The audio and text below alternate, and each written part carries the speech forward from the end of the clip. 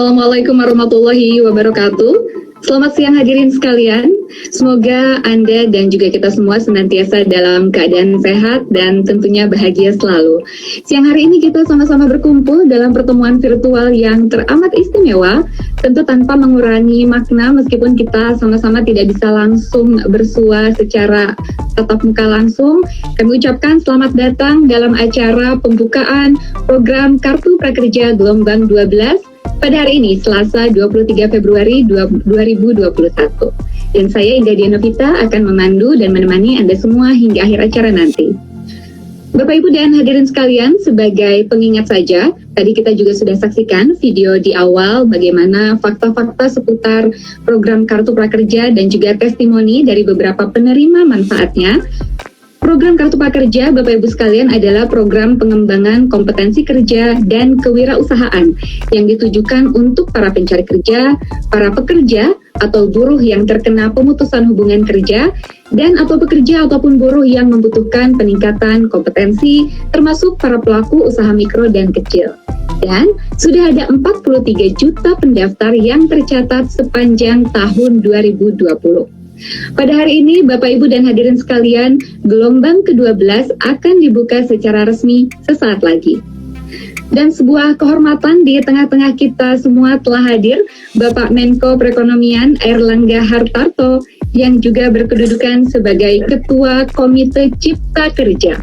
Komite Cipta Kerja, Bapak, Ibu, dan hadirin, bertugas untuk merumuskan dan juga menyusun kebijakan program Kartu Prakerja serta melakukan pengendalian dan evaluasi pelaksanaan program Kartu Prakerja. Untuk itu, kepada Bapak Airlangga Hartarto, kami undang untuk memberikan paparan sekaligus membuka secara resmi program Kartu Prakerja Gelombang 12. Kami persilakan, Pak. Terima kasih. Assalamualaikum warahmatullahi wabarakatuh. Salam sejahtera bagi kita semua. Shalom. Om Swastiastu, Namo Buddhaya. Yang kami hormati Pak Sesmenko, Pak Deputi, kemudian Ibu Direktur Eksekutif PMO, Ibu Deni Purbasari, Direksi BNI, Direksi daripada BRI, serta seluruh peserta yang hadir, dan yang saya hormati, saya banggakan teman-teman wartawan dan jurnalis baik media cetak maupun elektronik. Pertama-tama marilah kita panjatkan puji syukur kehadirat Allah Subhanahu wa taala, karena berkat rahmat dan ridhonya lah maka kita dapat hadir dalam acara video conference pembukaan batch atau gelombang ke-12 program Kartu Prakerja. Pada kesempatan ini saya sampaikan terima kasih dan apresiasi yang besar kepada media, lembaga pelatihan, platform digital, mitra pembayaran, kementerian dan lembaga, pemerintah daerah dan pihak-pihak lain yang telah terlibat dalam mensukseskan program Kartu Prakerja di tahun 2020, sehingga program ini dapat berjalan dengan sukses dan bantuan dapat tersalurkan dengan baik. Kerjasama dan dukungan Bapak Ibu sekalian tentunya sangat diperlukan dalam pelaksanaan program Kartu Prakerja tahun 2021 ini. Pada tahun 2020, Kartu Prakerja sudah tersalur sesuai target kepada 5,5 juta penerima dari 11 gelombang pendaftaran, dan penerima ini terdistribusi secara merata dan secara proporsional di 514 kabupaten dan kota dari 34 provinsi di Indonesia, dengan 3 provinsi terbanyak yaitu Jawa Barat, Jawa Timur, dan DKI, serta 3 provinsi lain sudah bisa menjangkau Papua Barat, Papua, dan Maluku Utara.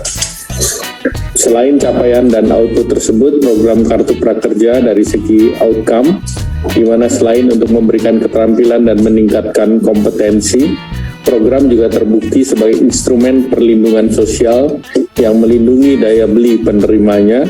Dan hasil survei BPS di tahun 2020 menunjukkan bahwa 88,9% dari penerima prakerja menyatakan keterampilan kerjanya meningkat 81,2% dan menyatakan insentif yang diterima dipakai untuk kebutuhan sehari-hari. Program Kartu Prakerja juga mendorong kebekerjaan dan kewirausahaan, dan hal ini dapat dilihat dari hasil survei evaluasi yang dilakukan oleh PMO kepada jutaan penerima prakerja.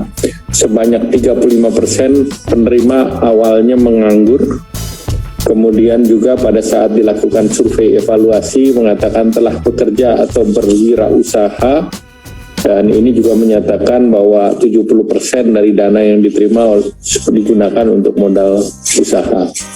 Program Kartu Prakerja juga terbukti menjangkau seluruh lapisan masyarakat atau sifatnya inklusif, di mana kartu penerima prakerja sebanyak 5% adalah kaum difabel, 9% berpendidikan SD ke bawah, 2% adalah mantan pekerja migran Indonesia, 2% dari kabupaten tertinggal, 45% adalah perempuan, dan 25% belum terinklusi secara keuangan.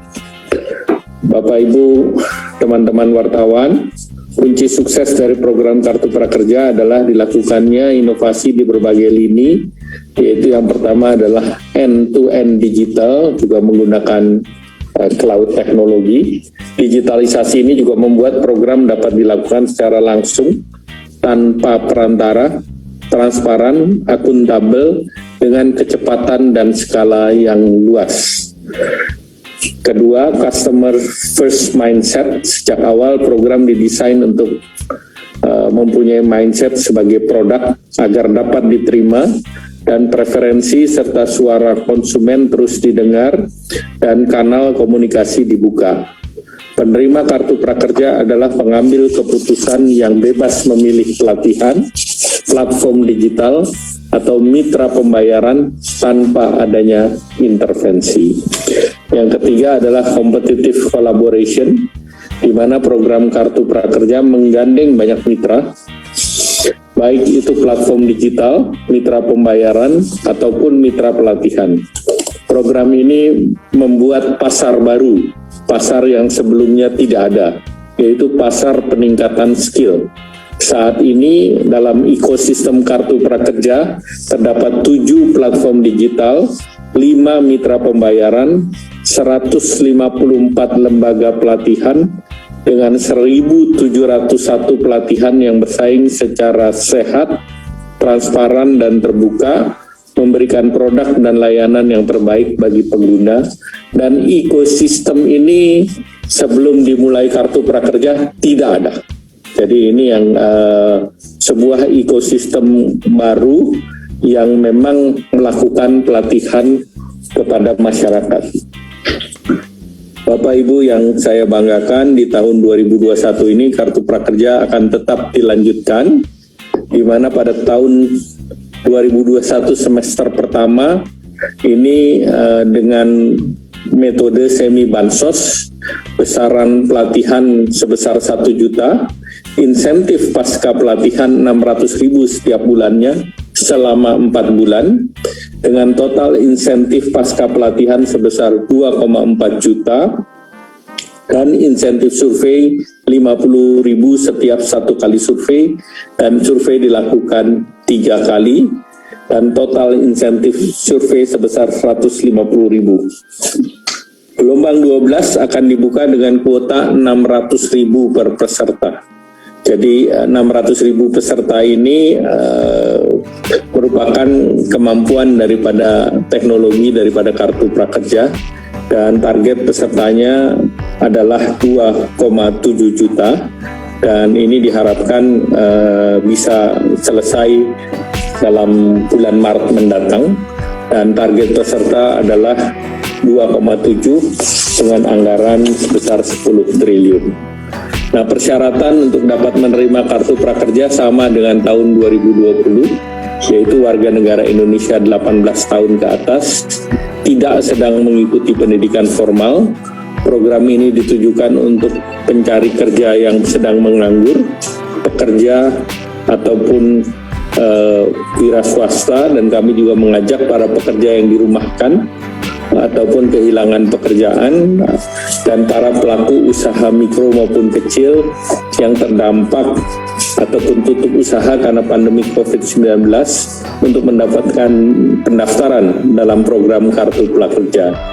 Selain itu, penerima Kartu Prakerja tidak dapat diberikan, sekali lagi saya mengatakan tidak dapat diberikan kepada pejabat negara, TNI Polri, ASN, anggota DPRD, DPR, BUMN, BUMD, kepala desa, perangkat desa, dan pejabat BUMN maupun BUMD. Untuk mendorong penerimaan bantuan dari pemerintah dan untuk menghindari duplikasi penerima bansos, maka Kartu Prakerja tidak dapat, sekali lagi saya katakan tidak dapat diberikan kepada mereka yang penerima bansos Kementerian Sosial atau DTKS dan juga yang menerima subsidi upah, kemudian Banpres Produktif Mikro atau BWUM, maupun penerima Kartu Prakerja yang sudah menerima di tahun 2020. Selain itu juga penerima Kartu Prakerja dibatasi hanya 2 orang per 1 kakak per kartu keluarga. Bapak Ibu hadirin yang berbahagia, Kartu Prakerja ini tentu telah membawa banyak inovasi, dan mari kita jaga momentum reform daripada layanan publik ini. Dan sekali lagi saya mengucapkan terima kasih kepada manajemen Kartu PMO yang telah melaksanakan di tahun 2020, dan berharap bahwa di tahun 2021 ini kita juga bisa melakukan sama baiknya dengan tahun 2020, bahkan tentunya lebih baik. Dan dengan mengucapkan Bismillahirrahmanirrahim, maka program Kartu Prakerja tahun 2021 ataupun gelombang ke-12 ini saya nyatakan dibuka. Wabillahi taufiq wal hidayah. Wassalamualaikum warahmatullahi wabarakatuh. Baik, terima kasih. Sekali lagi kami ucapkan Bapak Erlangga Hartarto selaku Menko Perekonomian sekaligus Ketua Komite Cipta Kerja. Bapak Ibu dan hadirin sekalian, dengan demikian resmi sudah gelombang 12 program Kartu Prakerja dibuka.